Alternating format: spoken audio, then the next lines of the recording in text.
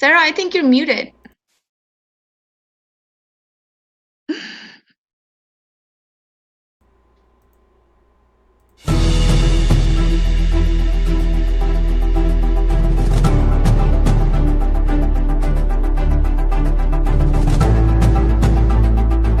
Sarah, I think you're muted.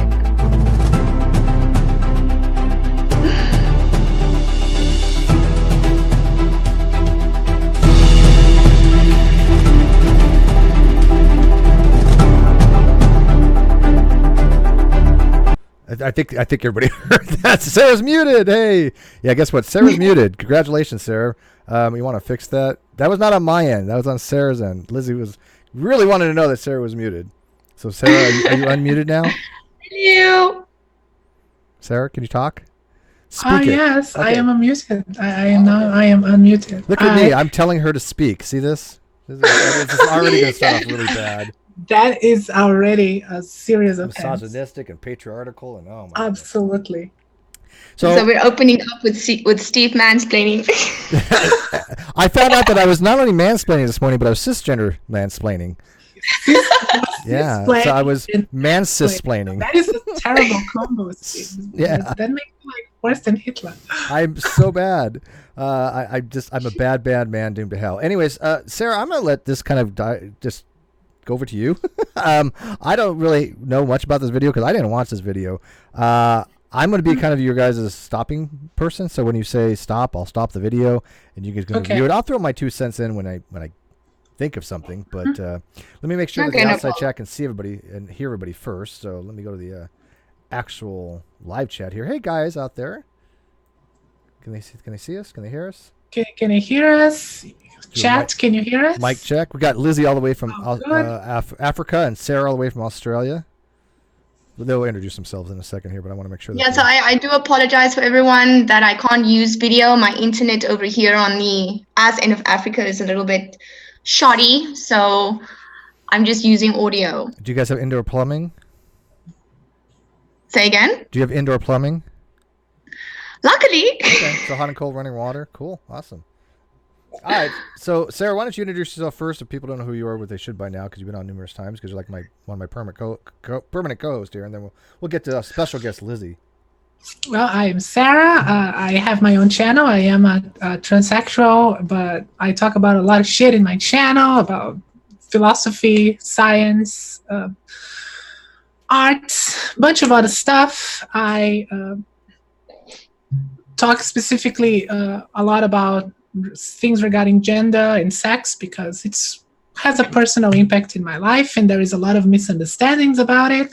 And this is a reason why I came up with Steve to do this video, to have Lizzy here, because Lizzy is a biologist. She knows her shit, and she can help us understand, like, there's a lot of mistakes regarding this talk about transgender athletes, and I think she can help us understand some things and clarify some things, and some things that are often wrong and misunderstood in this conversation. So if I had a mansplain that, all I kind of heard was transsexual shit talker who likes sex. Absolutely. See, I'm good at this explaining stuff. I got this down to an art form. You kind of have you mastered the mansplaining. I have. I've been a man for 49 years. You think I got it down to an art form now, right? Lizzy, by the way, first, I got to a chance to talk to you earlier. That's like the first time I ever actually spoke to you, even though we've been on Facebook or Twitter for ages. But first, I want to welcome you to the channel because I don't think you've ever been on before. No, I haven't. Because you have shitty internet. Yes, I have very shitty internet. We've tried, but you just got shitty internet. But anyways, tell people who you are and what you do, because we love you on Twitter, by the way. We know you know that, but we've been trying to get you on, and it's just your internet sucks. Yeah, so my name is Lizzy Lang. I actually work at the University of Namibia. I am a medical microbiologist and a biochemist.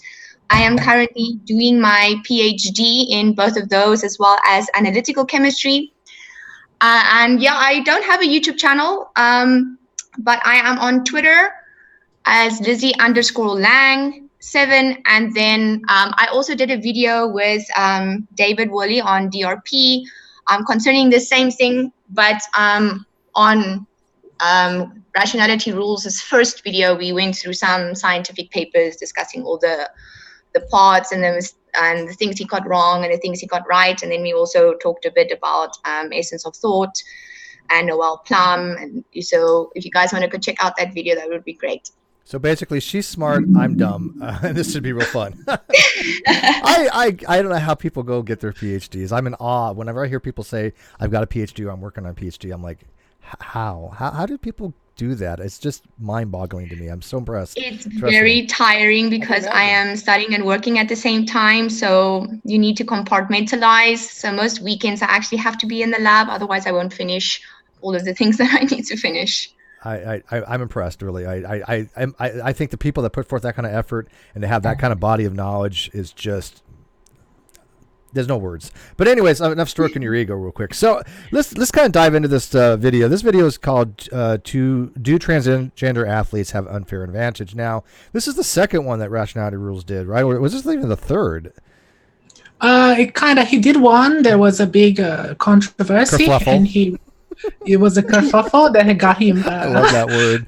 Jamie Boone, thank you for adding that word to our lexicon. That is legacy to history. Like, he invented pretty much a meme. Like, that is something to be proud of. Yeah, it was a big kerfuffle. He got there was the whole ACA thing, and anyway, he retracted that video. It's no longer in his channel. He made one video correcting his mistakes from the original one. And then he made another one, a second video, where he put out his new argument, which is the one we are going to review now, which is similar to the original one. Of course, his approach is much more sensible. He has much more scientific papers to support his views, and also a slightly different, as he wasn't so hyperbolic in his statement at the end, but we're gonna get to that. Like, the first thing he does that is interesting in this video is he brings up the case of Oscar Pistorius. I think it's about 2 minutes, 3 minutes into the video. I'm sorry, I didn't write down the timestamps. That was my fault. I apologize. But that is something. If you could find it, Steve. I think it's about 3 minutes in. Actually, I will open here too. Yeah, if you want to run it as well, that's fine then. Okay, so this is about 2-3 minutes in right here. Mm-hmm. Right here, is this about where it starts? Well, do transgender athletes have unfair advantage? Yeah, that is the video. Okay, so let me screen share it for you guys real quick so you can see it internally here. I actually will open here on my end as well. Okay, so let me go to my Zoom here and I'll screen share this. Give me 30 I'm going to leave that to Sarah because if I mess around with my internet I might get kicked off. Yeah, no, don't. You're fine. Don't do anything. All right. Yeah, it's about 3.5 minutes. He brings up Oscar Pistorius. All right, so I'm at 3 minutes 7 seconds. Should be able to see this now and hear it as well. So the outside should be able to hear this when I play it as well. Let me know if they do or don't. So you want to start from here? Yeah. Advantage. You can start from. I'm gonna like the video too, just because. In his recent video on transgender athletes, Noel Plum spoke at length about Oscar Pistorius, and I'm going to do the same. The reason being is that his case directly relates to transgender athletes, but does so without the political and emotional baggage. Pistorius is a South African, double-leg amputee who was once the centre of an international athletic debate. After dominating the Paralympics, he sought to compete at the Olympics, but his request was declined due to tests revealing, among other things, that his carbon fibre prosthetics use 25% less energy than runners with complete natural legs running at the same speed, and that they led to less vertical motion combined with 30% less mechanical work for lifting the body. The way that the IAAF put it was that double amputee sprinter Oscar Pistorius is ineligible to compete at the Beijing Olympics because his prosthetic racing legs give him a clear competitive advantage. Or in other words, the IAAF ruled that Pistorius' prosthetics disqualify him because they make him faster than what he would have been if he had not lost his legs. All right, let's maybe... Can you pause it? Yeah. Can you pause? Yep. Mm-hmm. So I think this is an important thing for people who criticize him for bringing this up. When we're talking about giving him more advantage than he had without the prosthetic legs. So this is the whole thing about bringing up the prosthetic legs, because if without this prosthetic legs, he would perform worse. That was the argument for those who are against him competing. When you're talking about transgender athletes, like trans women who are competing, the argument is because of their physical, because of the fact they went through male puberty, does that give them an athletic advantage? Now, we know that we do. Like, there's plenty of evidence to show that male puberty gives men, like, let's say cisgender men, athletic advantage in comparison to cisgender women. That is the very important thing about this argument. It seems that some people are missing. And this is why the argument starts bringing that up, starts bringing the fact that there is this advantage that cisgender males, let's put it like that, cisgender men, have in comparison to cisgender women. And then you start building up from there. And bringing this up is to show that this is a matter of concern, because yeah, of course, there is certain aspects of biology that will give certain people an advantage compared to others, but the changes, in this case of Pistorius, the changes gave him an advantage that otherwise he wouldn't have without the procedure. Right, Lizzy, am I correct here? Yes, so basically the reason he brought this up is just to say that the defense basically said that if Oscar had normal legs and he didn't have the prosthetics, he would actually perform worse with normal legs. So that is why they said it would be unfair for him to compete in the normal Olympics, because his prosthetic legs actually gave him a competitive edge compared to people with normal legs. So he tries to kind of relate this to the transgender athlete issue, as he's trying to say that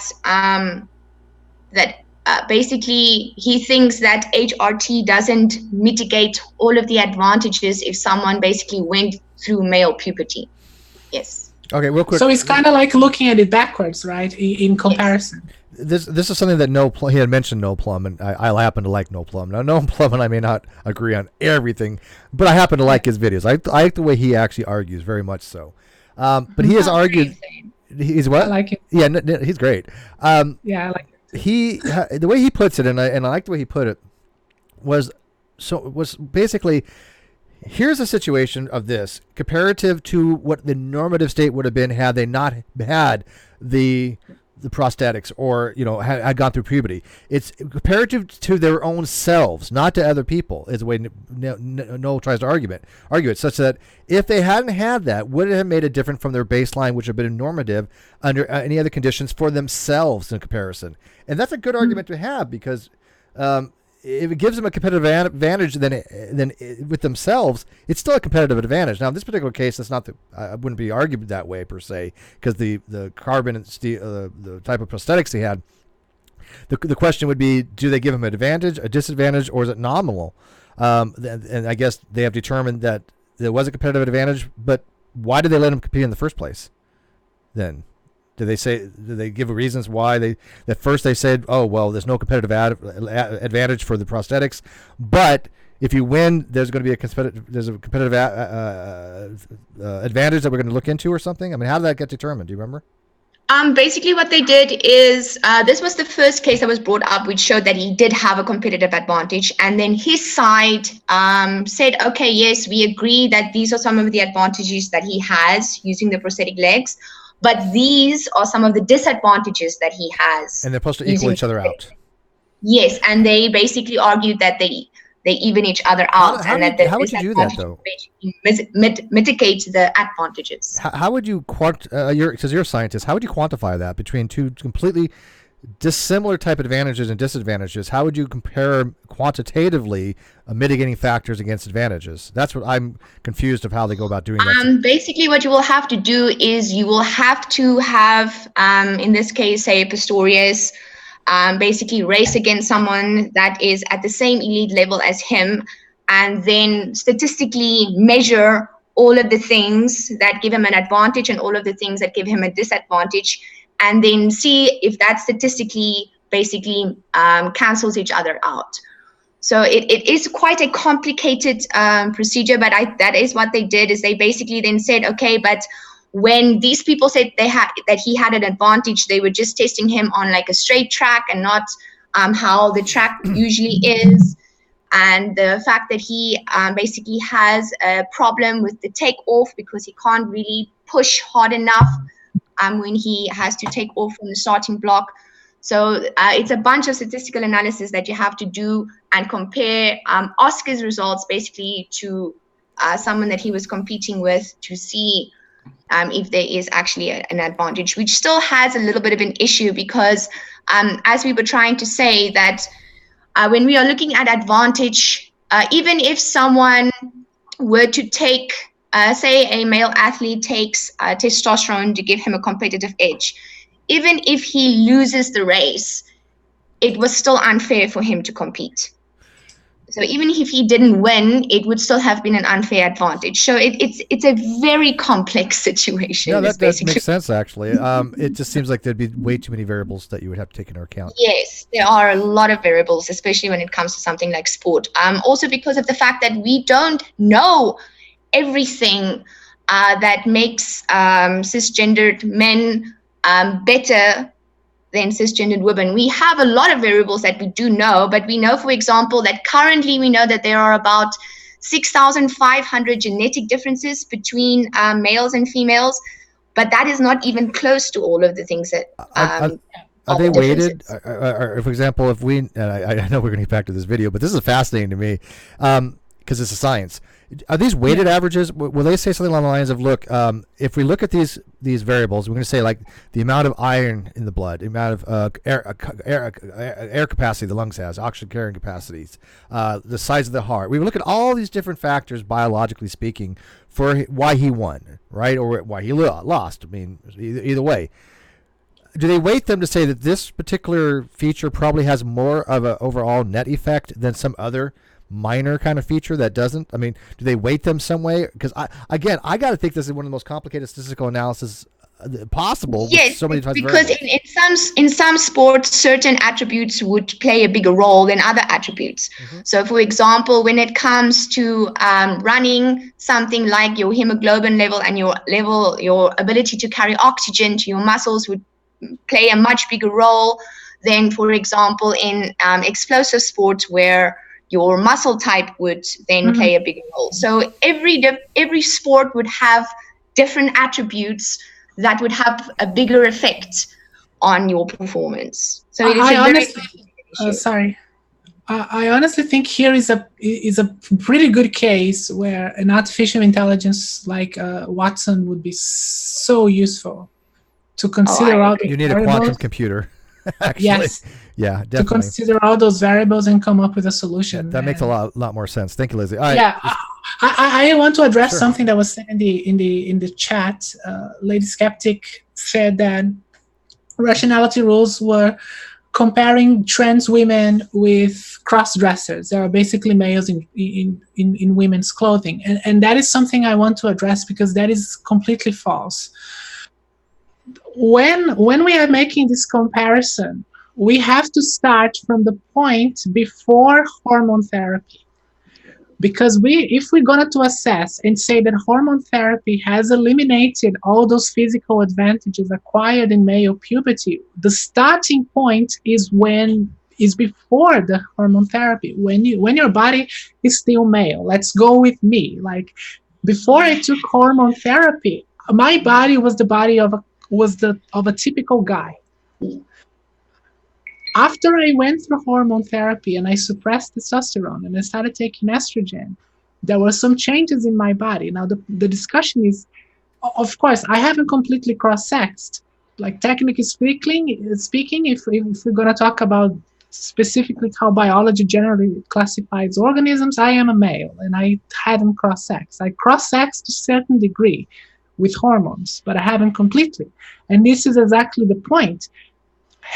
If I was an athlete, did I cross-sex enough, or the hormone has taking all those physical advantages that are relevant in sports. That is the crux of the argument. Well, that is the central point of the argument. Let's start with the baseline real quick, and then we'll get back to the video. But we'll start with the baseline. Is there any argument out there to be had that prior to any kind of hormonal regimen, prior to any kind of medical thing whatsoever, is there any arguments out there that males as a whole, when it comes to most types of sports, when there's certain sports that clearly we're not going to make a bit of difference, but generally speaking, in most sports, have more of a physical advantage over women? Is there anybody who disagrees with that you've run into? Myself, yes. Really? Okay, so even that baseline, which I would take to be normative, because that to me is pretty self-evident, there are people willing to argue about that, because if that's the case, then I don't understand when I go play golf why the women's tee is so many yards closer to the hole, right? I mean, is that sexist? Are we giving them an advantage because they're women? No, it's because normatively they cannot drive as far as most men. That's something I thought was just common sense, but you're saying that baseline that I'm taking as normative is some people still argue against that? Scientifically, the research that I've read shows that basically in sports like running, males usually have about a 10% advantage, and in strength sports, it's up to 36%. And I buy it. And you know what? I know this is kind of anecdotal, but I think the one way to look at it is if women were much more competitive on the physical sports, we would see like the LA Raiders being half female, right? But they can't compete. When you have a 300-pound male, I'm telling you, they're going to be dominant. I think what Rationality Rules here did so very well in this video, and I think it's the best point he made. It's around 6 minutes, 6.5 minutes, where he shows that this discrepancy in performance begins at puberty. Pre-puberty, boys and girls have very similar performance. Okay. It is after puberty that these changes happen. So I agree with that. Probably, I think that would probably make sense. I'm just floored and flabbergasted that people think that. Yeah, some people think that. Yeah, it's normative that men are not normally stronger. Yeah, I also don't understand why people think that we are a sexual dimorphic species. So saying that men and women are the same it's very strange to me. I've been on a debate where someone says that sex is a social construct. So biological sex is not a social construct. But I have people after me when I try to explain to people. The funny thing is, I actually spoke to Ocean about this when he was over here in the Ascent of Africa, and he basically explained to me that the way we define things are kind of arbitrary, but we define it in a way that makes sense to us. So technically, everything is a social construct. So all words are a social construct. So I mean, that's understand that point. Yeah, I understand that point completely. It's just to me that yes, we are using language and we are choosing that this is the lines that we are drawing in the sand and this is how we are defining things. But these terms mean something in a scientific context, and you can't just now go and say, no, but sex is just as socially constructed as gender. And then it's like, no, don't do that. Yeah, because in biology it's not. And I had people confused when I'm talking the difference between comedic or biological sex. There are only two biological sexes. And I know people that have been chastised for that. And yet I have not yet met a biologist that has ever disagreed with that. If there is one, please send them our way. I'll be happy to have a conversation with them. But we're talking about comedic sex. I think what people need to understand is the reason we use biological sex that way is because we use it to classify all living organisms. Yes. It's not just specific to humans, and that's why we have the binary when it comes to sex. Yeah, I agree. All right, I think we got that off out there, right? Now, this it's important. It's an important critical. I think you can go to about 6.5 minutes. If those not in TUE be accepted and for not account, and that therefore, as a net, he doesn't have an advantage. Now, I appreciate that this might seem off base, but as we move on to the transgender athletic debate, please keep in mind the principle of fair play, the principle of TUEs, and Pistorius' case as a whole. Before the onset of puberty, the competitive performance between boys and girls is largely the same. There are some differences, of course, and they're likely the product of both biological and societal factors, but the two groups are not entirely worlds apart. By the end of puberty, however... All right, let's real quick. Can we go over some of these numbers real quick? Because they're not a huge significant difference, it seems. I mean, obviously, generally the boys are a little bit more, but these are not like way huge discrepancies here. We're talking, 10 thousandths of a second in a few cases? Mm-hmm. All right. Yeah, most of these you'll be able to see that once it goes to where boys hit puberty, that's where the significant difference actually starts. And when you actually look at the times for the long jump, in certain ages, I think between the ages of about 8 and 10, girls are actually statistically taller than boys before they start going through puberty.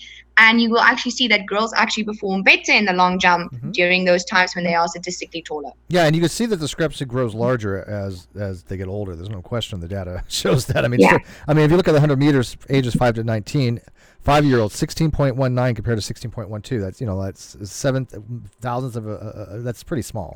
So. Well, like in 100 meters is always small. Like 700 meters, even among adults is small. I actually had a debate with someone who denied that there was this huge advantage of males. But actually in 100 meters, the difference in numbers is small. But when you compare the last man in 100 meters run, like you look at the Olympics results, the last man is still way faster comparatively than the fastest woman. It might seem very little. I gotta fix you guys real quick. 1 sec. Sorry. Yes, we are frozen. Yeah. I'll fix it. Go ahead. So, yes, when you compare in numbers, in hard numbers, you might see, it's just a few fraction of seconds that there's a small difference. But when you look into context, it is a huge difference between a man and a woman. Like the slowest man is still way faster than the fastest woman. So this is something that also you look at percentages, and in percentages there is an average of Lizzy mentioned before, about 10, sometimes a little bit more of advantage. I think I also saw that basically the fastest female runner, the one that is currently holding the record, there is a boy of the age of 14 that has a faster time than her. So there are definitely discrepancies between biological males and females when it comes to athletics. Yeah, and to deny that is absurd. I think we're freezing every time I screen share, but that's going to have to be the case, I guess. Okay, so they very much are. 2,000 men in the world at the moment that can run 100 meters faster than the greatest female sprinter of all time. 2,000 men. 1,500 of the top male tennis players could beat Serena Williams. The difference is so great, in fact, that in the athletic world, it's literally known as the gender gap. And despite huge societal changes and massive economic investments, the gap has barely changed since 1983. The mean difference for all events is around 10%, and the range is from 5.5 to 36.8%. Now, as to why there's such a gap, the answer is both very simple and extremely complex. The simple part is that we're a sexually dimorphic species. That is, our males and females typically exhibit significant differences. But the complex part is that sex is nowhere near as binary as we once thought. Determining one's sex isn't as easy as looking at what's between one's legs and what chromosomes one has. These factors, along with hormone levels and others, heavily correlate with one's sex, but what it ultimately comes down to is gamete type. To really illustrate this, consider this. I've had my genes tested, and so I know I'm male in every biological sense of the word. I have the potential to produce sperm gametes, have a Y chromosome, and, while I'm not the most morphologically gifted man in the world, I'm certainly not the least. All right. You want to just touch on that a little bit, Lizzy? Because I mentioned this earlier. You mentioned that humans are dimorphic, and I mentioned about gametic sex, and he seems to touch on that. So can you kind of get us up to speed biologically on that? Yeah, so basically when we are classifying organisms into either male or female, the thing that we look at the most is their gamete type. So most sexual species have different gamete size, the larger one usually being the egg and the smaller one usually being the sperm. So the one with the larger gamete would be the female, and the one with the smaller gamete would be the male. So then there's obviously other things such as hormones, genitalia, sexual characteristics that also correlate to the biological sex of an organism. So with humans, for example, the hormones would then be, the testosterone would be called the male hormone, since that is more predominant in males. And in females, it would be estrogen and progesterone. So obviously females still have testosterone, but the reason we call testosterone the male hormone is because it is more dominant in males. And the reason we call estrogen and progesterone the female hormones is because it is more dominant in females. Though both sexes produce all three of these types of hormones, it is more dominant in one sex. So they are different. And for example, we correlate XY to being male and XX to being female because that is predominantly where they are found. Obviously, that's not always the case if we look at intersex individuals. But what I also would like to say on that is differences in sexual development is basically it's a genetic disorder.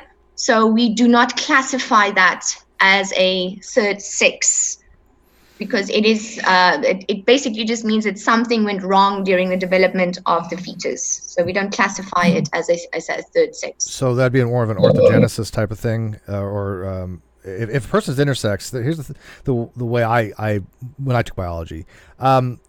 When you have a bimodal distribution, you have male and female gametes, and as you said, the ovum is going to be the one that's going to be considered to be female and larger, then the spermatozoa is going to be the male, usually the smaller gamete, but it's one or the other that has the potentiality to be produced. Even if you don't have the ability to produce it for whatever kind of accidental reason, that's called what's literally called an accidental. Like, for example, being human means that I am bipedal, right? But if I lose a leg, I'm no longer not human, right? I mean, still human, correct? I mean, it doesn't change me because of an accidental feature, because I still have the potential to have a full leg there. So when we're talking about gametic sex, we're talking about the ability to potentially produce ovum or spermatozoa. There are no other biological options in humans. It is a true binary distinction between the two. So when the people use the word sex, it's very hard to tell normatively what they're using that term for. Are they talking about biological sex? Are they talking about chromosomal sex? The XY description system of sexuality? It's very confusing when they just say the word sex. Like he said, when we're determining sex, it also could mean what sex a child's assigned to when they're born, because they usually look at the gender, the phenotype, or the phenotypical characteristics of that, genitalia, which isn't always a great descriptor of how that person's going to grow up to be, right? Clearly. Yes. So I just want to point out that when he's using this term sex, I think he should have been a little more descriptive of what he was meaning by that, because that's where I think a lot of the confusion lies. Yeah, and there are many ways how we classify it. We can, as you said, and when you're talking about medically, we usually classify by phenotype. But in biology, I think what he's meaning about is biological sex, as Lizzy explained, is the difference between the two gametes. That's in a general sense, when biologists especially refer to biological sex, that's what is usually being referred. I agree with that. Lizzy, you agree? Yes. Normally when we are referring to biological sex, because that is how we used to classify organisms, we are mostly talking about the gamete type they produce. Sorry. I also wanted to just point out that is, like what Steve said, the reason why sex is seen as a binary, because there are only two options. You either produce ova or you produce sperm, or you have the potential to produce one of these two, but there is no third gamete option. There's no mixed gamete type, and therefore sex is seen as a binary. Yeah, there have been weird instances of people. There's never been a true hermaphrodite in humans, but there's been pseudo-hermaphroditic situations, but they've never produced functional gametes of both, and that needs to be have a distinction. Now, if there was ever a situation where there could be a functional gametic situation where they produce two, and you even theoretically have some kind of a parthenogenesis of yourself. By the way, human parthenogenesis is possible, but the thing is, you're going to produce females, and the offspring is going to die, because what happens is, I believe it produces like 61 chromosomal count. It's not viable. They're not prozygotically viable. They die. So it is possible to have a human that is produced without intercourse or out sexual reproduction, but it's very rare. the thing with that is when we are in the early fetal stage, there are specific cells that are supposed to either differentiate into the testes or they need to differentiate into the ovaries. Mm-hmm. It's the same tissue that has to go in either one direction. So if that tissue becomes testes, there is no tissue that can become ovaries. If those tissue becomes ovaries, there is no tissue that can become testes. Now, sometimes you do have people that produce ovotestes, which is something in between, but they are usually incapable of producing any gamete.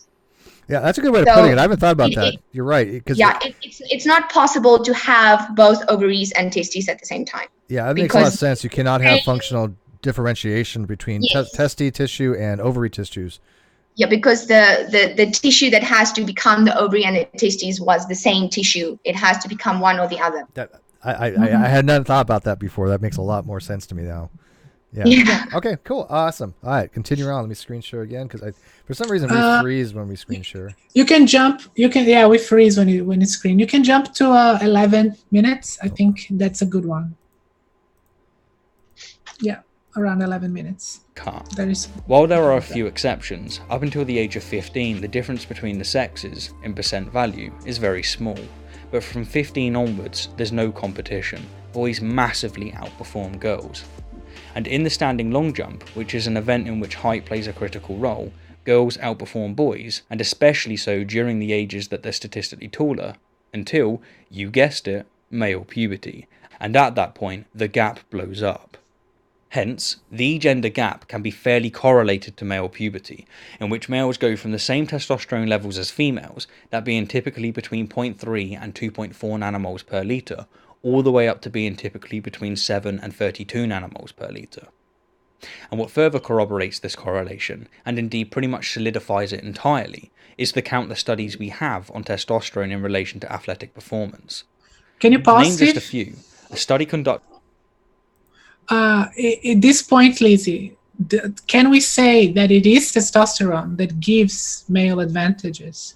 The athletic advantages, especially. Testosterone definitely plays a very big role in athletic performance. It's one of the main things that we usually look at when it comes to sports, but it is most definitely not the only thing.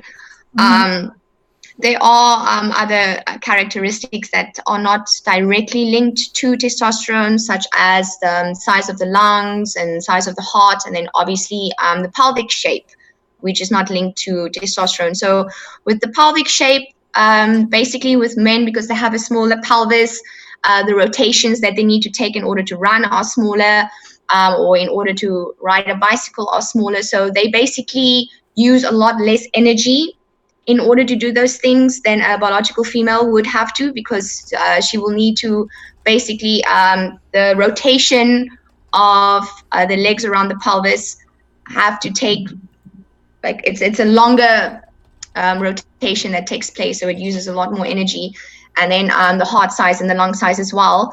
But I do want to point out with the lung size thing, there's a level of uncertainty because of the fact that when trans women are on HRT, it does bring down their hemoglobin to female levels. So I'm not quite sure how big of a role the heart size would play, since the blood doesn't really have the capacity to carry that much oxygen anymore. So I'm not sure how big of a role that would play, but maybe the heart also being able to pump more blood faster might have a little bit of an effect of how fast the blood can actually pick up oxygen and carry it to the muscles. Before we continue, you gotta give a brief synopsis to the overall argument that Rationality Rules is trying to have. Is he arguing that even though there are biological advantages to certain things like going through puberty and things of that nature, he's arguing that hormone replacement therapy doesn't reduce everything to a nominal level ever, or just in some cases, or the fact that there's no IEC? Is that what it is? What's the commission? It's IOC and IAAF. Yeah, IAAF. So they don't have they have a standard for this, where it's 5 nanomoles per liter or something like that. But he's arguing before that people might ride that edge and might use that to competitive advantage. So what is actually, in a nutshell, his argument about hormone replacement therapy and it reducing or not reducing it down to a completely nominal level as far as making transgender people competitive with cisgender? I'm trying to think how to word that. It's very difficult. Basically, his argument is that if someone transitions before male puberty, he doesn't think that there would be a unfair advantage if trans women were then to compete with cis women if they transition before going through male puberty. And then if they transition, right, that would make a little more sense that way. If they transitioned after male puberty in certain sports, HRT does mitigate most of the major factors that might be beneficial to that sport, such as the study with Jonah Harper on distance running. Although there are quite a few problems with that particular study, but currently that's the only one we have. But his argument is that it doesn't mitigate all the advantages when it comes to things like explosive sports. Okay. Yeah. So let's say Sarah decided to trans when she was like 30 years of age, right? At that point, she has all the advantage of 3 decades, right? So he would argue that hormone replacement therapy for her would not be suitable enough to make her at that point. Not that you get into sports at 30, you're done by 30 for sports. Yeah. But hypothetically speaking, that's for most sports. That is another good point to raise, Steve, because I forgot the name of the tennis player. What was her name? You might remember her, Lizzy. I forgot. Navratilova, I don't know. No, the transgender tennis player. Oh, I kind of vaguely remember. Because she transitioned on her 40s. Renee Richards. Renee Richards, she wasn't a professional male player. She was an amateur player. She was very good, but she was an amateur. She didn't compete on a professional level. She transitioned on her 40s, on her early 40s. She had 4 decades of advantages. And she was, I think she made it to the top 20 of the women's rankings. She made it to the top 20. And do you know how long she was on hormone therapy for? Do you have any idea? Because I think it's 2 years is what the I don't know. At that time, it was different. Not that it. I think at 40, I think that it doesn't matter whether you're on 2 years or 10 years. I think that you can't make up for that kind of advantage.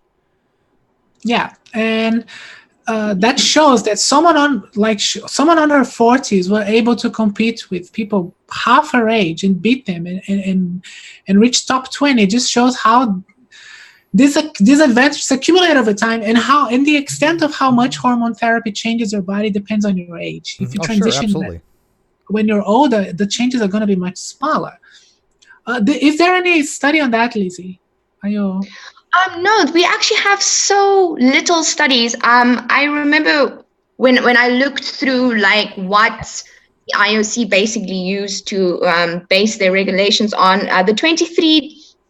The 2003 decision was based on one study, which was done by Goran and Bank. It was published in 2004, but they released their results to the IOC in 2003. And they have a line there in their study that kind of irks me. And they basically say at the end, depending on the amount of arbitrariness that one would like to accept, you could allow trans women to compete with cis women. And I don't particularly like the wording by saying that women's sports is arbitrary. So there was a lot of issues in that study. And then their decision that they made in 2015 when they altered their regulations was only based on 2 extra studies. Mm-hmm. So yeah, the studies are extremely limited. I think up to date, we only have 11 and only 3 of them actually relate to actually participating in sport. Well, that's why I think there needs to be more data points, and I've said this before. Yeah. I mean, this is why I was harping on that baseline, because if people can't even agree about a baseline, I don't know how you have these studies. So if they did a baseline at without any kind of medical intervention, then they did, someone who did at 5 years transition, 5 to 10 years, 15, 20, 25, 30, 35, 40, and they had all these different spread out data points. Now, if they have that, let me ask you, Sarah, for the people that are arguing on the side where people should compete no matter what, at all different levels at any time. Are they still arguing that somebody like who just transitioned at 40, who let's say they just started a medical regimen, they didn't even they had like 2 weeks already? Would they argue that person, just because they have a new gender on their ID, they should be allowed to compete in competitive sports, or where do they draw the line? Some people do, and that is the whole one of the schisms. That's where I'm done. That's where I draw the line. I'm like, that doesn't make much sense to me. That is the schism in the ACA. That is the position. Does that make me transphobic people to them or something? Because I don't think that's yes, it does. That's to me is unfair advantage. It's absurd. I know. It's. I don't understand that position either. It's so radical. There is essence of thoughts, godless cranium. So they do both. Both of them do believe that. Yeah. They do believe that. They do believe that. I think it's insanity. Essence of Thought was actually quite tricky in this. When they started making their rebuttal videos on rationality rules, they were trying to be a little bit more easy with their opinion, saying that no trans women on HRT should be allowed to compete. And then in their most recent video, responding to RR, they came out and saying that no, anyone that identifies as a woman should be allowed to. That to me is. I'm sorry. I'm going to say it. Straight out batshit. I've been recently following Zuby. He's a controversial guy. He's a rapper and has a Twitter account. I follow him. He has some interesting points, and he beats the female deadlift competition. I don't know how to call it. Deadlift category, deadlifting, which is yeah. Yeah, he beat by far the female record. And when he posted a video on Twitter where he does it very easily, and he just says at the end, and I identified myself as a woman when I did it. Yeah, which just shows that this whole idea of self-ID, it's absurd when you're talking about sports. Yeah, because that is absurd. Physical. We're talking about physical characteristics. I mean, I'm a little bit appalled by that, because it's one thing to have a discussion when we're talking about a year or 2 years of hormone replacement therapy, which is, I think, for competitive, I think they said 2 years was the minimum. Currently it's 12 months. 12. Okay, so 1 year. Okay, so let's assume 1 year to 2 years, which I think makes a lot more sense. But that's a different argument to be had, a completely different argument than saying somebody who just self-identifies as the opposite gender should be allowed in the other sex's sports. That to me is not fair competition. Not at all. I don't even see how they can think that's even a reasonable argument, because I've not met one transgender person that's ever argued that to me, that's ever said that's what we're arguing. In all honesty, like the whole just self-ID being the only criteria in order to legally change your gender, I kind of have an issue with already. I don't know if Sarah would agree with me, because if we look at the whole Yaniv situation currently going on, she's about as far as an outlier as you can get. Yeah, I mean, it's an issue. It's an issue because people are interpreting the laws in whichever way, because the language is very ambiguous. Yes. And people like Yaniv is taking advantage of that. And I read an article. I don't know how truthful it is, because I didn't do many research into it. But apparently there is a new regulation in the prison system in the UK, where if you identify yourself as a woman, you get certain privileges. And after this regulation has changed, a lot of male inmates started to identify themselves as women. They are not necessarily transferred to a woman's prison, but they get certain privileges. They don't share the same dorms with the other males inmates. They don't with them. So it seems that some people are taking advantage of those regulations that I understand have been done with some serious concern. It's not something done with a bad intent, but some people are going to take advantage out of it, and which just Diana seems to be exactly. She is the poster child for that, and that's what bugs me, because she sets back the conversation tremendously. And I think there's a whole bunch of things that could be discussed on these topics, and yet when we started talking about these things ages ago, when Rationality Rules started bringing these things up, the conversation got so muddied with just rhetoric that any productive dialogue was completely and utterly lost, because I'm still trying to work out the different positions of base should men and women, share just sports in general? People that are just, saying that they're a new gender, or people that have just started hormone therapy, or people that have gone a year or 2 years. These are all different, very separate questions to be answered. And I don't think it's fair just to kind of lump them all into one thing and say, should transgender people compete in sports or not? It is a very complicated question that I thought from day one required a lot more in-depth types of questioning. But when anybody ever did, you had Essence of Thought and you had Granus Cranium and that crew just try to vilify people. Yeah, absolutely. Not just them, the ACA. That was the whole Well, the thing. other side of the ACA, the ICA, not all the ACA. There was half the ACA that they left. Yeah. They left, Yes. right? And then now they're going after. They're saying like Matt Dillahunty's, transphobic. Which I mean, man, I may not agree with something, but for God's sake, the man is about as an ally to trans people as you can get. I mean, what idiot thinks that Matt Dillahunty is transphobic? That to me just shows the radicalized left of that extreme, and those aren't the people that I want to have a conversation with. Those are, to me, I have excluded themselves from having a rational dialogue about this topic. It is absolutely radicalized, and Noel Plum, in his response, like his debunking video of Essence of Thought, to expose that extremely well. Like, Essence of Thought is playing a little game. Ethel pretended to have a position that they actually don't have. So they could have people on their side to radicalize them on the process, because their actual position is that, people should be allowed to compete just because they self-identify as the opposite gender, without requiring any actual changes in their body.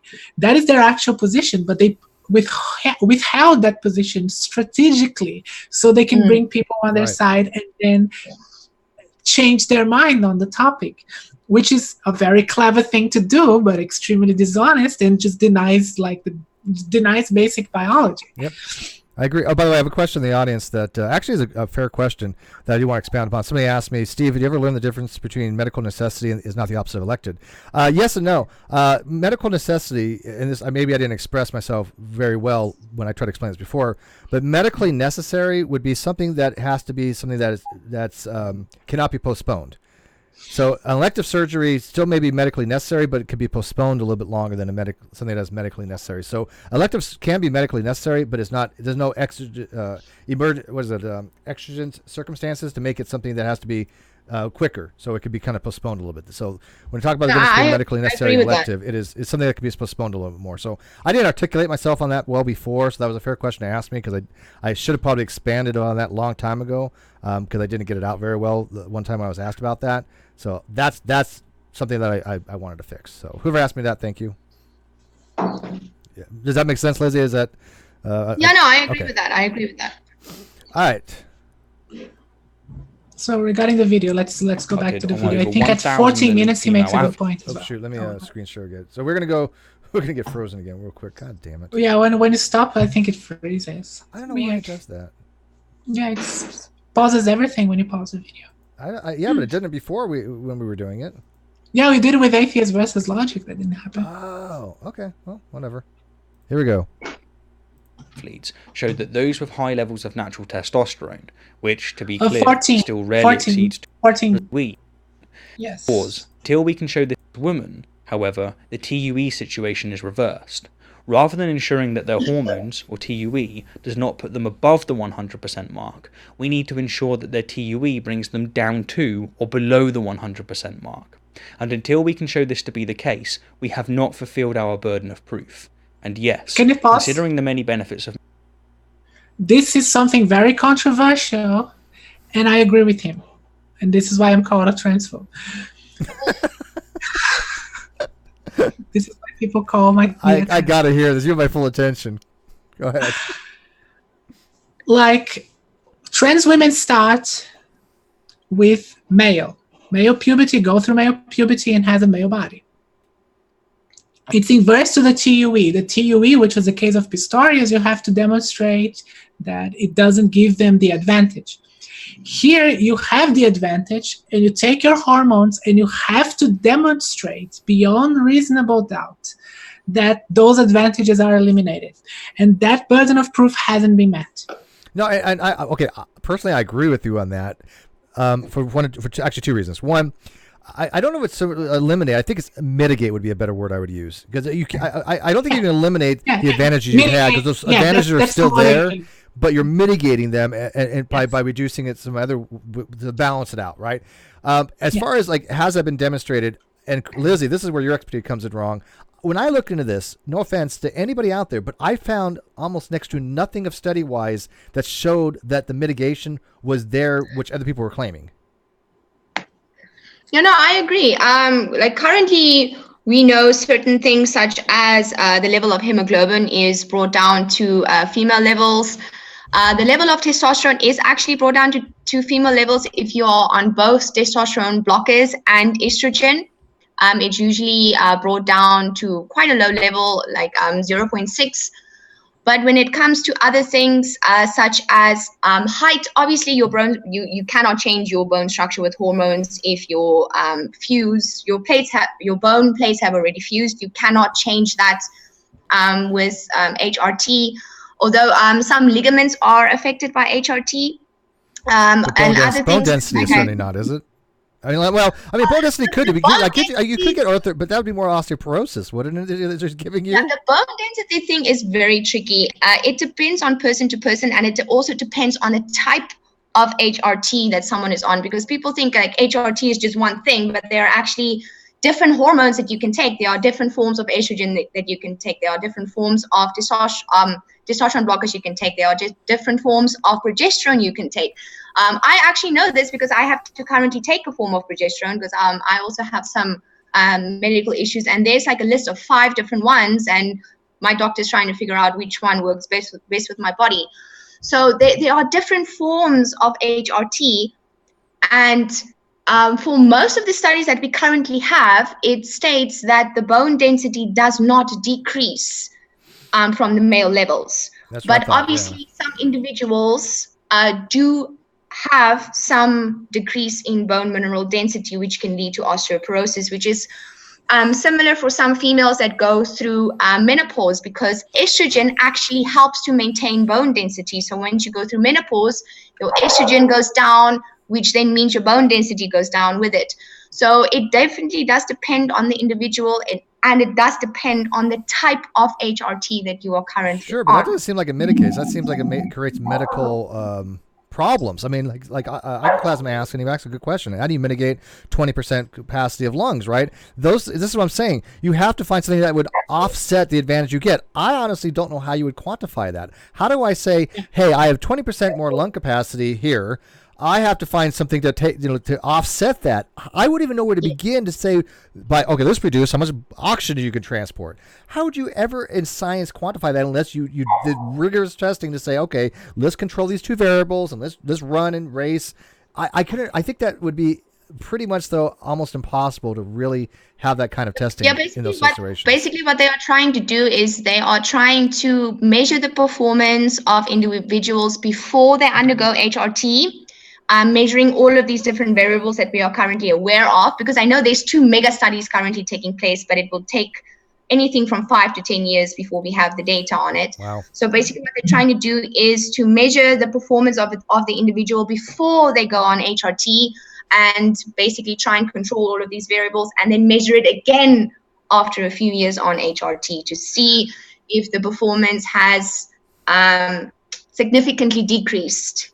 Mm-hmm. Yeah, it takes time to make those measurements. It's not something right away.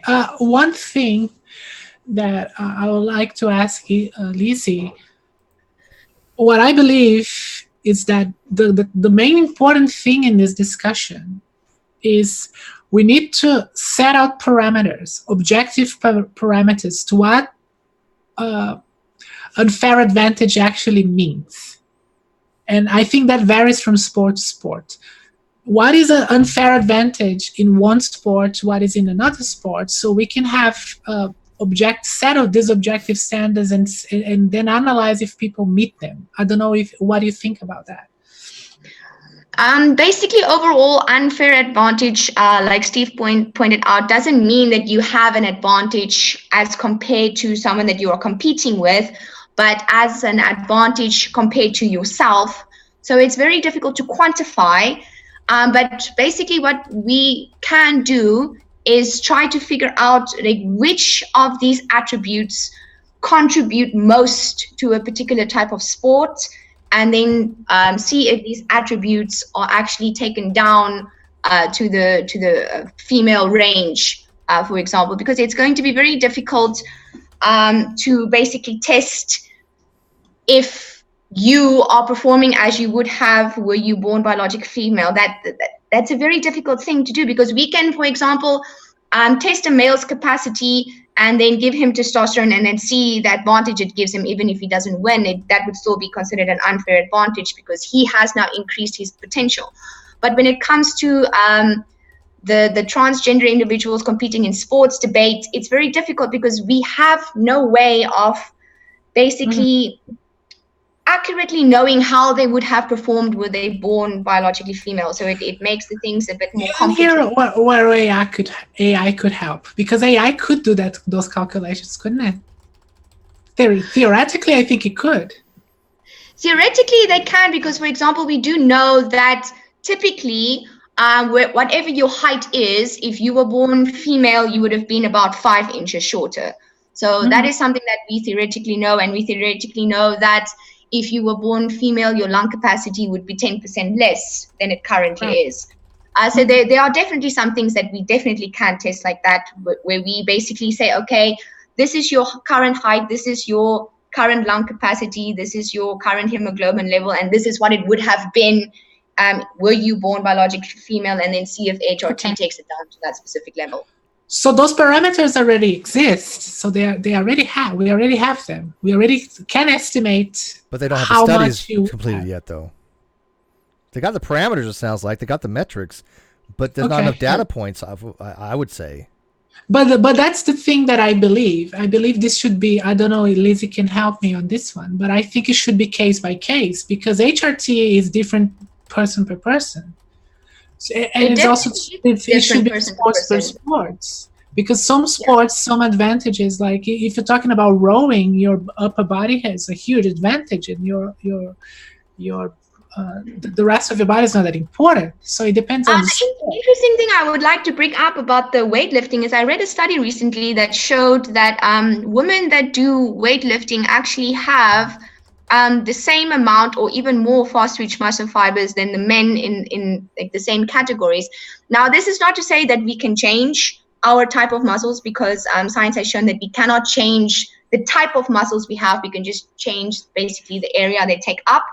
But it seems that weightlifting actually does basically lean more to women that have more fast twitch, lean more to actually competing in the sport, because they excel in that specific sport because they have more fast twitch muscle fibers. So that was actually something that was quite interesting. Real quick, I got a super chat. First super chat we've had this stream. And by the way, this is one of the most engaging, interesting streams I've actually had in a while now. I mean, granted, I love all my streams. This is a topic that I really, obviously, I thought was, could have been contentious, but I brought in two people that I think are amazing. They're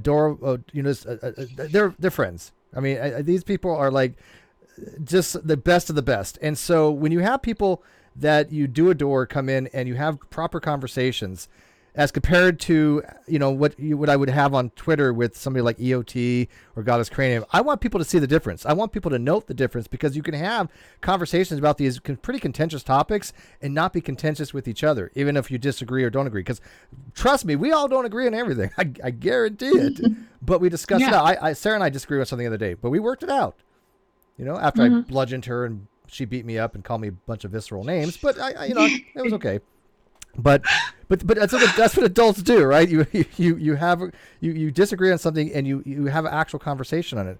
I don't see that happening on the other side. All I see is them locking people out and having this echo chamber, and it's really troublesome. But anyways, Aussie Globehead for 50 Australian said NASA will get back the 95% next week after the upgrade.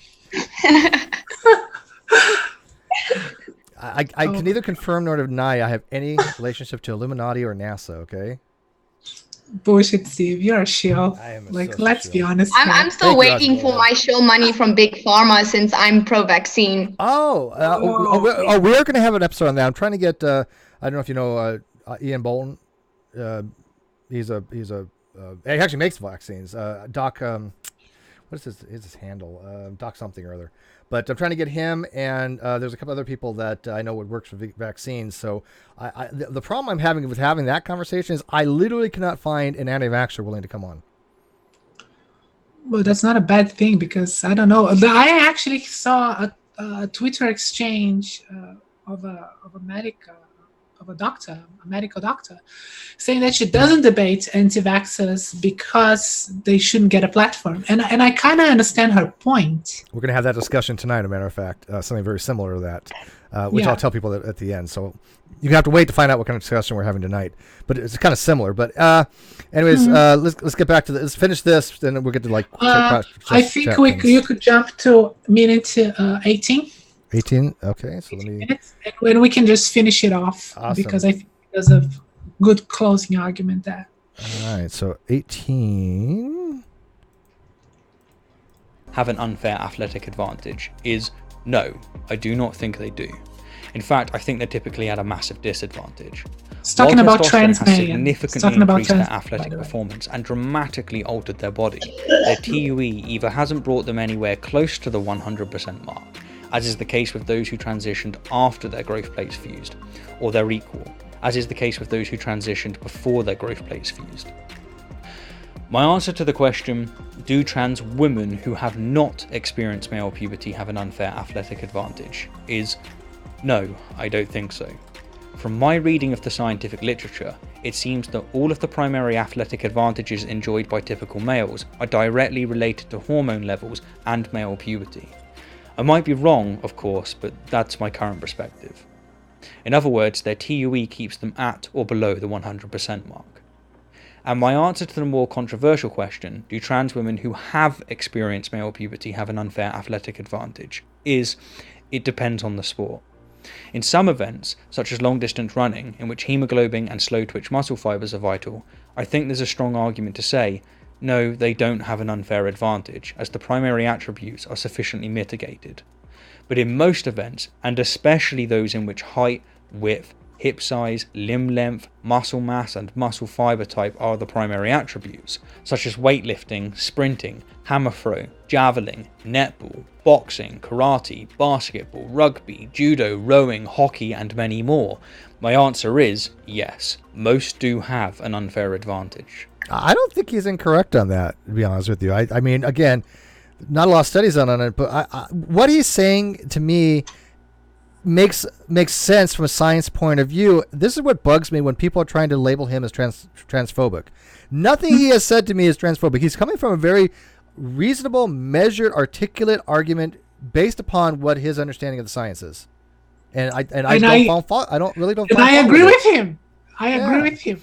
So, that was my position before his video. Like I told him, like in the first video, when the people were asking me, what is my position? That was my position before, and we eventually came to the same position. It depends on the sport. Some sports, yes, I think just skeleton structure, like in terms of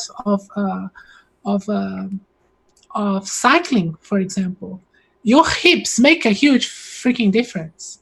By the way, we're doing it so early that Rationality Rules actually popped by for a change.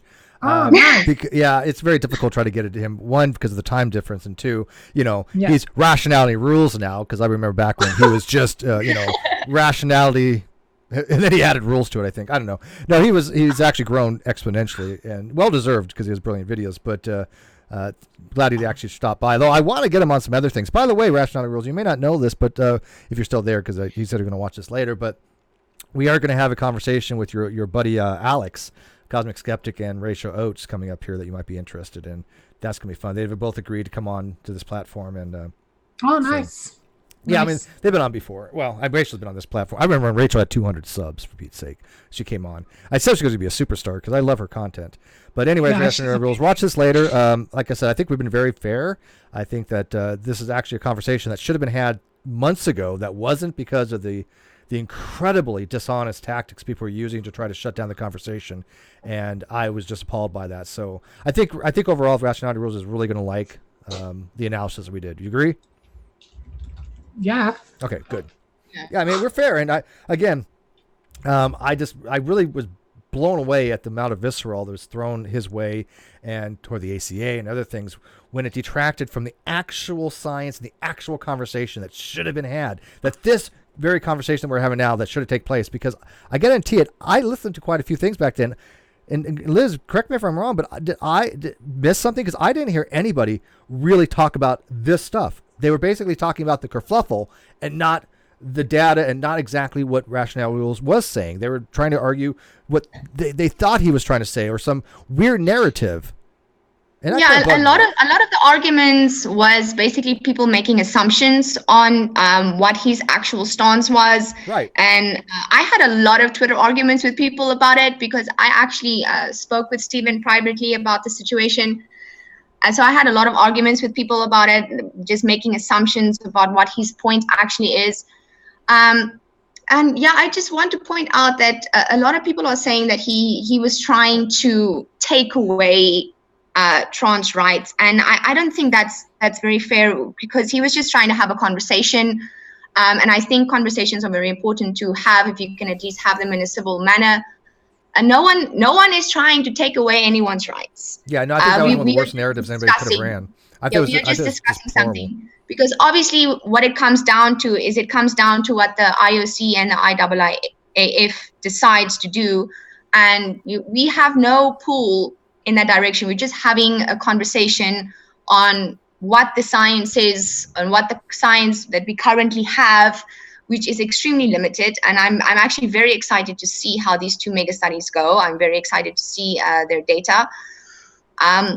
It is just very disheartening when you look at the science that the IOC has used in the past, that basically the science didn't always completely agree with them, but they still decided to take a particular stance, which I do understand, because of the fact that they tend to lean on the side of inclusion until such a time that the science can actually show that there is a unfair advantage, which currently, if we look at just comparing trans women to cis women, we don't really have that data. The only data we have a lot of is comparing cis men to cis women. Yeah, no, I want to address something. SJW Debates on chat is saying that Rationality Rose says that trans women would ruin women's sports. That he said on his original video. That was which we all said was a little hyperbolic, I think, and he recognized and he retracted right. that video. That video is no longer unlisted. He retracted that, and this is his final argument in the video that we are analyzing now. Should that be applauded? Of course, he changed his view. He has a much more sensible view now. This is why I don't understand why people are still ganging up on him. It boggles my mind when you have somebody who is a critical thinker. Now, granted, Rationality Rules and I, we don't agree on a lot of things, but I got to tell you, for a lay person, like I'm a lay person, he's a lay person, he knows philosophy probably better than any other lay person I've ever met. He knows it exceptionally well, and he has very articulate, very intelligent arguments. Trust me on this, okay? I mean, I've listened to him intently talk about philosophy with Alex and other people. He knows his shit, okay? Straight up. But we have our own little disagreements, but we agree on an awful lot, trust me, when it comes to morality and other things. But when this all came down, I even said, look, there are certain things I thought it was hyperbolic. He acknowledged it. He took the constructive criticism and he made a better video and then a better video. This video here, I think the best of the three, bar none. But why would we chastise somebody for having an argument and then refining that argument over time? I've done that. If you look at my arguments on my blog, I've had arguments that start off, here's my argument. I put it on like the Great Debate, and I'll ask some experts. They'll help me and say, well, reword this a little bit, or, here's a defeater for this. And I will solidify my arguments to be better. This is exactly what he did. This is what every skeptic should strive to do. So why would people lambaste it for it? I don't get it. I agree, because after his first video, a lot of people spoke to him and said, like, listen, there's some issues in your first video. I don't think that it was fair that you put this in there, put that in there, and put that in there.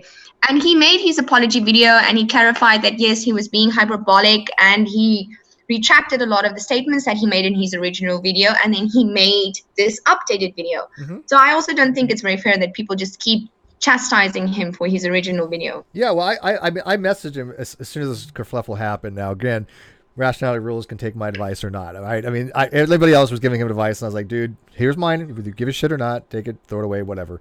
I don't get upset when people don't take my advice, right? I know people that really get butthurt if I don't take their advice. Like, for some reason, it's like, Stu didn't take my advice. He can't take criticism. So whether Rationality rules decided to take mine or not, whatever. But I told him straight out, whatever you do, don't die on your sword on this, because it's never going to appease that far crowd. You don't even worry about that far crowd. Make your video better, fix what you broke and got wrong, and all this will be in your benefit. Now, I think he did that. Now, whether it had anything to do with my advice or not, who knows? He probably would have done that anyways. But I think he did die on the sword a little bit too much. But I like the fact that he did fix the stuff. He didn't retract it all and say, everything I got was wrong. He said, you know what? I didn't have the right information a little bit. There's some things I got wrong. Let me kind of clarify, which I recommend everybody does. That's exactly what I would have done. Yeah. So anyways, okay. So my positions on these things, I am actually, my next video that I'm working on is going to be about sexual dimorphism. My positions on these things about sex and gender have changed. I wasn't an SJW, but I was pretty much a very leftist person, and I learned a lot of wrong things about science regarding gender and sex, and I had to be corrected about a lot of things. Now, you corrected me on the phenotype thing. That was a mistake I had. Lizzy corrected me on the intersex thing that I used to call intersex. She was mean to me about that before too. She called me all kinds of things. I'm like, I don't think I'm wrong on this, but I didn't call you anything. But I know. But here's the thing: did I not tell you? Maybe things have changed since I took biology. That hey, look, if there's new information out there, I'll look at it. I was open-minded, even though I knew deep down there's no possible way, but I figured, hey, you know what? Maybe I learned something incorrectly. There's always that weird possibility. But I was going to be open-minded, but I wasn't like, hey, you stupid, blah, blah, blah. You don't know how to talk about it. Right? That's how we're supposed to talk. Then we call experts. Because I know you're brilliant. I think you just had one minor little conceptual issue, but as soon as you recognized it, this is where your brilliance kicked in. You're like, I have a conceptual error. I get it now. That's how I operate. I've had conceptual errors many times, and I'm like, shit. Yeah. I get this now. That aha moment, and so that's what we should apply. That's a virtue. That's because I am starting to study biology. I never studied before. I studied in high school. I'm studying again, and it's something I really care about. It's a topic that fascinates me a lot. But I'm no expert. So when I have a question, I come to Lizzy sometimes, and I ask her things to help me. I used to think some things that were factually incorrect, and I ask people to correct me. That's what I do.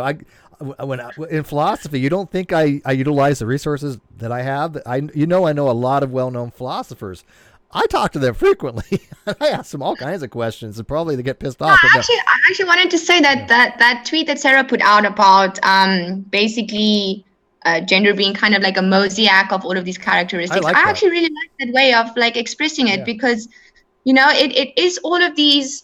Every individual is different. All of our genotypes and our phenotypes are different to a certain degree, and all of that basically comes together to make like the final person and how we choose to express ourselves. So I actually really liked that way of putting it. I said the same thing to her, actually. I literally, almost word for word, I was like, I like the way you put it as a mosaic. And that's where I'm going for in the video I'm working on. Because I talked to somebody named Dr. Fonda Beatles, if you guys know her. I know her. Sure. I had a discussion one time with her. Yeah, me too. Yeah, we were talking, and she made a very good argument. We were talking about the difference between a discrete and continuous spectrums. And we're binomial distribution, and she really obviously knows her stuff. And she made a very good articulate argument that gender really couldn't be described as either a continuous or a discrete type of spectrum. This is why I think when Sarah talked about it in more of a mosaic term, that to me, for an analogy, makes a lot more sense, because the data points are so all over the place. You cannot put them in a continuous form, and you cannot actually put them in discrete, because there's obviously... It's definitely indiscrete, because obviously there's data points here and there and there. It's not some linear thing like a spectrum. So when you say that gender is a spectrum, I think that is something that the feminist standpoint fairly puts out. But I think that it's not exactly scientifically correct. I think that I think it's just a narrative that they put out. And hey, you know what? Gender's a spectrum, and I thought the same thing too. But then after talking to people and looking into it, I'm like, you know what? I don't really think that makes much sense. But Because I brought up the analogy on Twitter, like it's very similar to like the fluid mosaic model of the plasma membrane. So we have lipids in there, we have proteins in there, we have carbohydrates in there. All of these things are completely different macromolecules, but they come together to make the final product, which is the plasma membrane, which is why it's called a fluid mosaic model. And that's why I actually really like that description, because it's all of these different things that basically come together and how we then express our gender identity. exactly. Yeah, when you talk about gender, there's so many other things, and yeah, I think a mosaic interpretation makes more sense than a spectrum. Because a spectrum, how are you gonna measure like when it just doesn't. Well, like I said, seem- what are you going to if you have a contiguous function, if you have a continuous spectrum of some kind, like a light, that means there's no individual data points. It is literally a spectrum, and so I don't know how that would work with gender, because it doesn't work like that. Yeah, I don't think it would really. Or when like.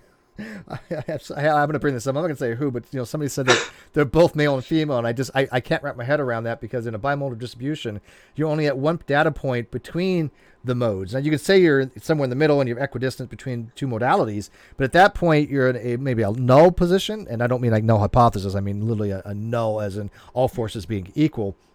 And then you have no gender such that you're male and female. Okay, but you cannot exist coextensively at both poles of the modality. Mm-hmm. And so that, I think, is weird how to say that I'm 100% male, 100% female. I don't understand. So I agree. All right. Yeah. Lizzy, I mean, for a science person, am I explaining that decently enough that I don't see how you could be on both poles? Okay. I agree. All right. So let me finish this real quick. Screen share. Here we go. There are exceptions, of course, just as there are exceptions to everything. But far more often than not, their TUE in such events does not bring them down to anywhere near the 100% mark. Now, considering my recent kerfuffle, I think it's worth adding the following clarifying statement. I love it that they added that word. I'm not opposed to trans lexicon women who have now. experienced male puberty competing in the female category of some events because they're trans. I'm opposed because the attributes which are granted from male puberty that play a vital role in some events have not been shown to be sufficiently mitigated by HRT. It's not about whether or not they're women, it's about whether or not fair play has been maintained. Amen. Do I make that's myself it right there. clear? Yes. Thank you. Yes. All right, there we go. I think that's pretty much it. And that's the thing, that this whole debate, trans women are women and therefore they should compete with everything that women. Look, what I'm going to say is a bit controversial. Oh, you never. Oh, please. Really? No. Shocker. We are women, but we are a different kind of women, and we have to acknowledge that. Biologically, we are not the same. And not only biologically, our life histories are not the same. We don't go through the same thing that a cis woman goes through. And this is something we have to acknowledge. And the narrative cis women, trans women are women, with the idea of trying to negate and deny all those differences, is something I really don't abide to. So Jessica Yanev, she can't get pregnant, right?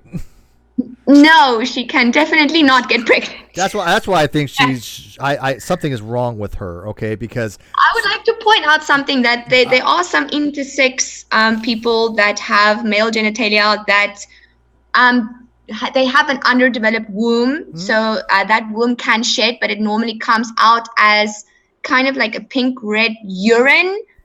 It sheds through the urethra, but they don't need pads for that because it only happens when they pee.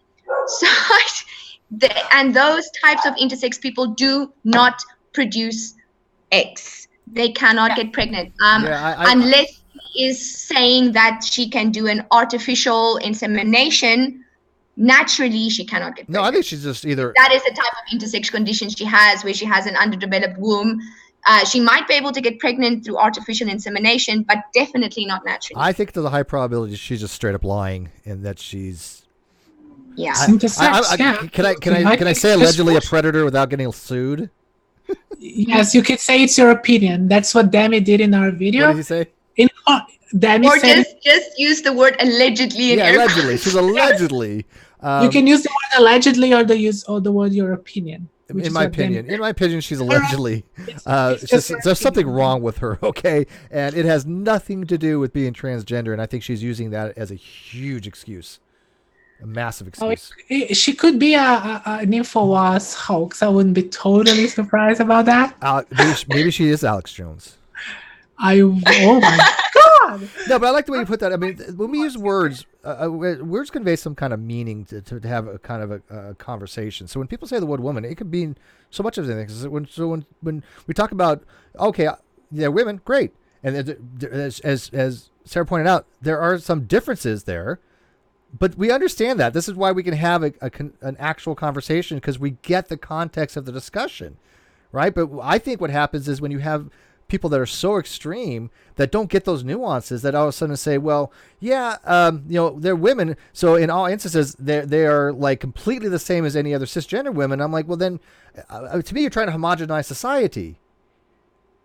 Because it doesn't. Yeah, I agree, because I also don't like the fact that people try to point out that like all women act in a particular way, because we're still individuals. Right. We have our own personalities. Everyone is different. So I have absolutely no problem in saying that trans women are women, because Sure. even though they experience womanhood differently than I do, that doesn't make them any less of a woman, because I'm very much sure that there are a lot of cis women out there that also experience womanhood differently than I do.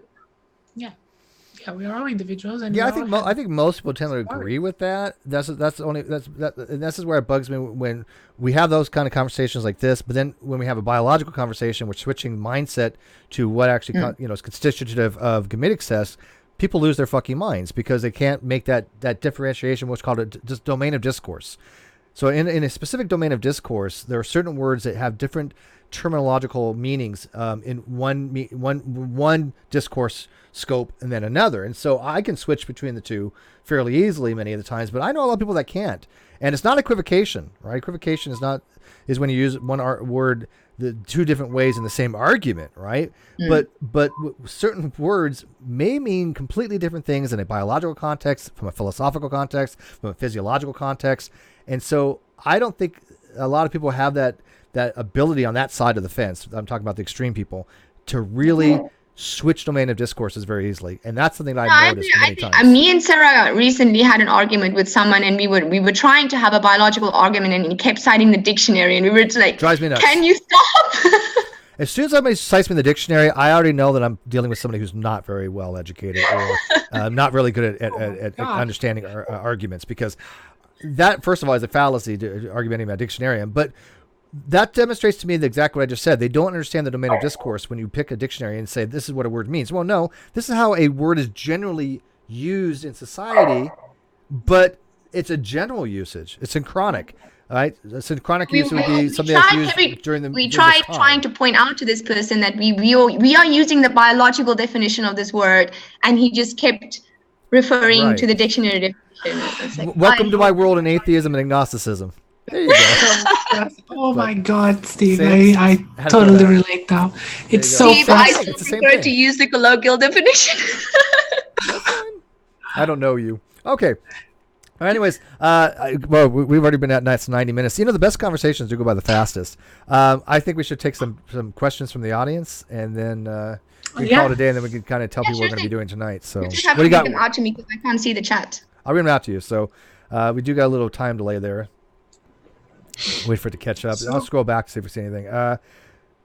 Tag me or Steve with your questions, and you can read it out. Travis C says, I think the thing, though, is people then use the biological discussion of trans women and whether or not they are women in bad faith. Oh, absolutely. But see, the thing with that is, call them out for that. Again, if we're talking about biology and we're talking about Gametic things, that's fine. But when we're talking about stuff like this and say, well, they're actually men, that is bad faith, right? That is outside and different from the domain of discourse, and we're talking about biological sex, because most transgenders, they do look into these things very, very.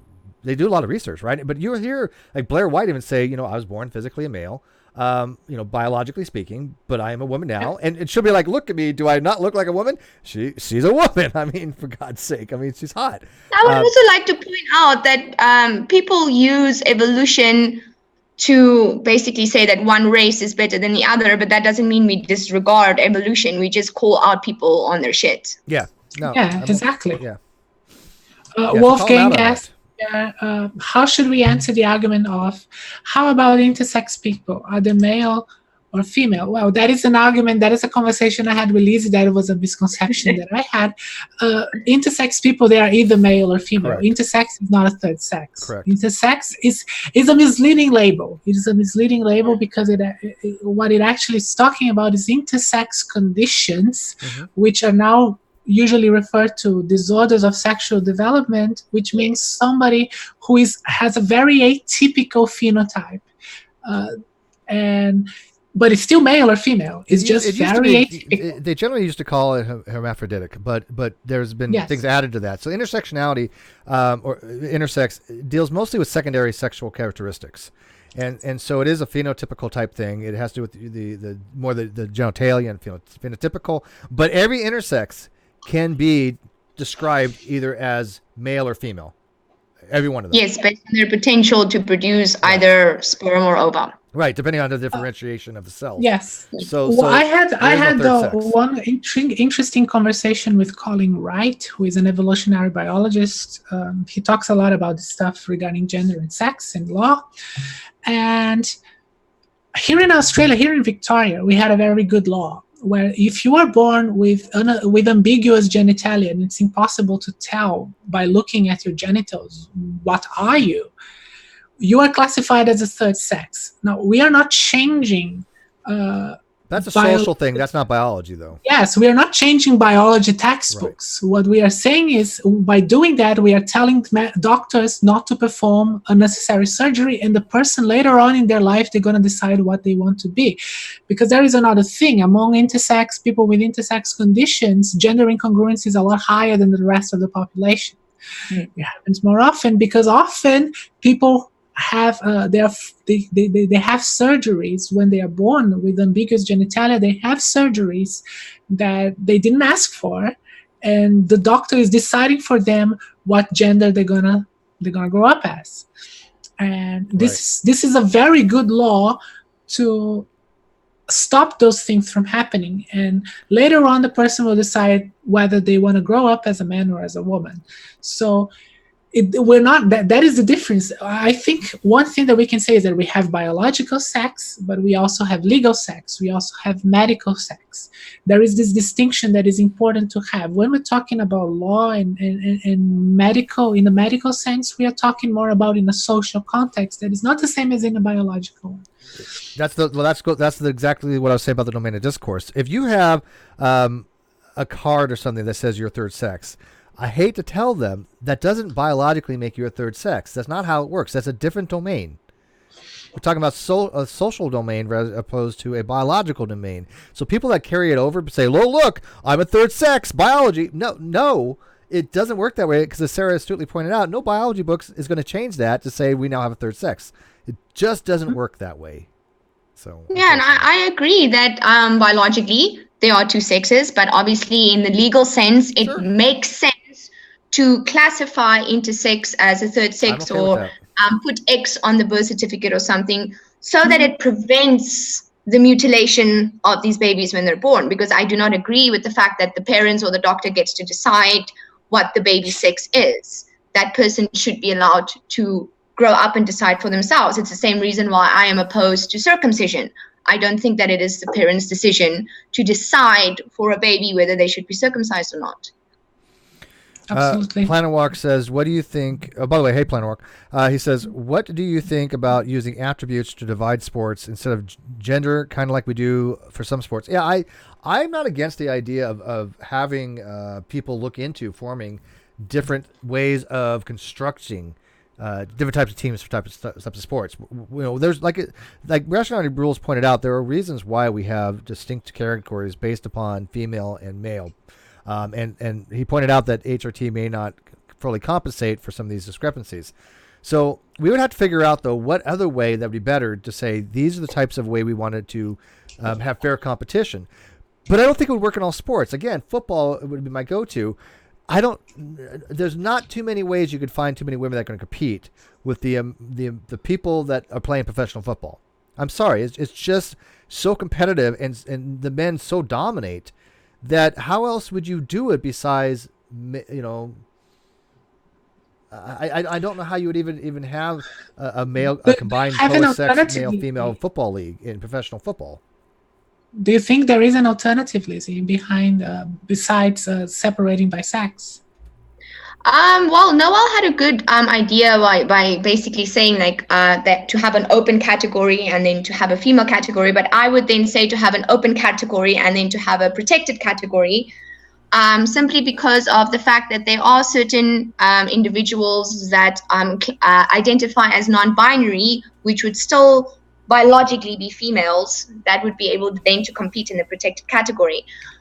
So I think like the namings that we are currently using for sports, it's the man for men and women, and we are using gender terms currently for sport, even though sports are technically segregated based on sex. So there definitely needs to be a change in terminology. Well, how would we do that, though? How would we look at football? Is big business. We're talking about massive amount of teams, billions of dollars. They're not going to start another football league to be competitive for that. No, basically what I'm saying is if we have an open category, that would be kind of akin to the current category for men, and then we would have a protected category, which would be how would you do that for akin football, to the professional category that we football? have for females. How would you do that for professional football? But like the open category would technically be the men's category, so the men would be competing there, and then the. But a woman could compete if she wanted, right? Yes. Like if you're talking about soccer, Marta, the Brazilian soccer player, she could probably play in a lot of men's teams because she's extremely skillful. Yeah, even currently on the current sports having a men's category and a women's category, technically a woman can compete in the men's category if they are good enough to compete, because the men's category is currently an open category and the women's category is currently a protected category. So if a woman now currently with the current segregation in sports wants to compete in the men's category, they technically can, because it's not a protected category. Fair. That's true. That's true. Yeah. So it's just about labeling, basically. Yeah, I think like calling it a open category and a protected category would then also allow people that are non-binary to be able to compete without having to then identify with one or the other gender or sex. So it's not a matter. It's not a matter of politics rather than anything else here, right? It would be more a matter of labeling, in fact. Yes, and then also obviously we will have to set up the boundaries for the protected category, which is where the complex situation comes in. Mm-hmm. Jen brings up a good point. Jen says, Jenslow Corner says, if you really want fairness in sports, all sports should have handicaps. There's something to be said for that. Now, I don't think it's feasible to have all kinds of handicaps. Now, we have handicaps, obviously, in like golf because of the reasons I gave, right? You know, the tee is going to be a few yards closer to the hole. But that's because of we're talking about on averages. There's no possible way we can have individual handicaps for people in competitive sports. It's just not something feasible. So we have to do it by class. Then this goes back to what class or what set are we going to apply to anybody in that set has some type of handicap to make it competitive that we think will make it offset. Now in golf, they've got it pretty well down, right? I mean, they when women and men are competing against that, the handicap is that, you know, the woman gets closer to the hole, or that you have a 5 hole thing, or 10, whatever your handicap is. I haven't played golf in years, but that's where we have that to make it kind of competitive with the other players. That's the kind of game where you can have individualized handicaps, right? You couldn't do that in professional sports as far as like football, rugby, MMA. I don't know how that would work. No, I agree, which is why currently in most sports, the women's category is the protected category. And then we also have in some sports, we have protected age categories. So normally the under 18 category is protected and the over 40 category is protected. And every age group in between, every age group in between is a open category. So even if someone doesn't technically fall in that age range, they could still compete if they're good enough, but they cannot compete in the protected categories if they do not fall in that specific regulations for that category. I have one final question here. Yep, and then we're gonna wrap it up. Travis C asked me, what do I mean when I mention legal sex? Because, for example, in various states, I believe he's from America, having X on driver's licenses. Not sure how that changes how we use driver license for. Well, in the case of the law here in Victoria, in Australia, it's specifically about people born with ambiguous genitalia.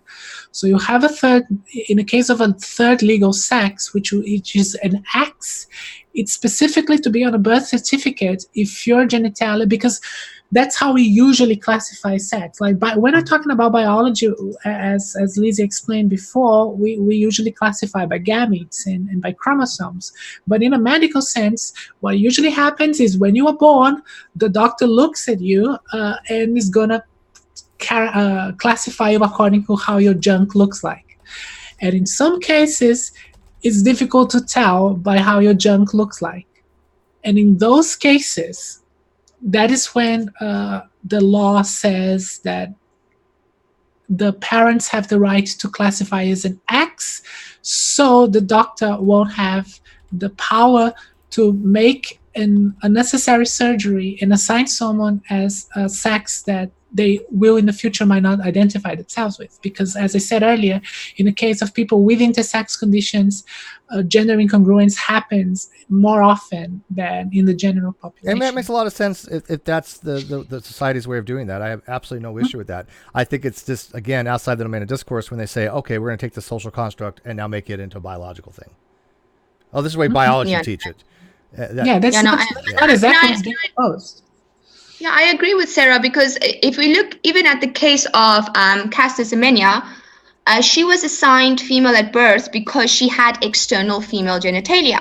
But if you look at her chromosomes and her gamete potential, technically she is male. So even though, like, if we look at the term cisgendered woman, it means that you identify with the sex that you were assigned at birth, and technically that still makes Semenya a cis female because she was assigned female at birth based on her external genitalia. But if we look at other characteristics such as her chromosomes and her potential to produce sperm because she has internal testes, she is technically biologically male. Mm-hmm. Yes. That's why I think the whole thing by what you're assigned at birth may not be the best way to go about it. I think there's some problems. Well, I think that the idea of medical, and we can even combine medical and legal sex together, that is what I think it should be the case. For example, myself, I am a male, biologically speaking, but I am a very, very atypical male because of hormone therapy. So in a medical or legal sense, consider me just the same as a typical male, I think it's a problem. In a medical sense, it's a problem because I have medical needs that a typical male doesn't have. So you could have insurances that are, better tailored for my needs. I think there are many advantages that we can think of in terms of having these classifications. And the thing is, of course, I'm not talking about changing biology books. I'm not talking about changing how biology works. I'm talking specifically about something that is political and social, and that has an importance only for us humans, not how we change, not how we interpret nature. I agree, because transgender women, obviously there are some medical things that they would require that are the same as typical males, and there are some medical things that they would require that would be more typical female. So it would be beneficial in the medical sense to have a classification to better help people that are transgender. Yep. Mm-hmm. All right. Wow, this was like really awesome, actually. Lizzy, thank you very much for taking your time from wherever that place you are in Africa. I mean, I'm sorry it's a third world country and you finally got indoor plumbing and you don't have to use the outhouse anymore. I'm really glad to hear that, by the way. But we got to get you on streams more often. But I do appreciate your insight and the fact that you are available for access, because I know a lot of people do come to you for these types of biological questions, and you always more than offer your expertise in these things. So thank you. Pleasure. It's And very nice being here. Thank you for having me. and Sarah, always a pleasure. It is late for you. You're like getting a Yeah, 11:45. yeah. It's actually early for me, but I actually probably going to head out here. I actually told my daughter I'm going to try to meet her for coffee sometime this morning. So hopefully that will happen if I can make that happen. Or she didn't get back to me last night, so I'm a little bit questionable. I'm going to have it either way, but I'm hoping that she joins me. But tonight at 5, I believe, give or take, we're going to be talking with Dr. Griffith and a few other people. And we were originally going to talk a little bit about red pill religion kind of poking their head back out of the ground. But then I talked to certain people, and they kind of made a lot of sense to me.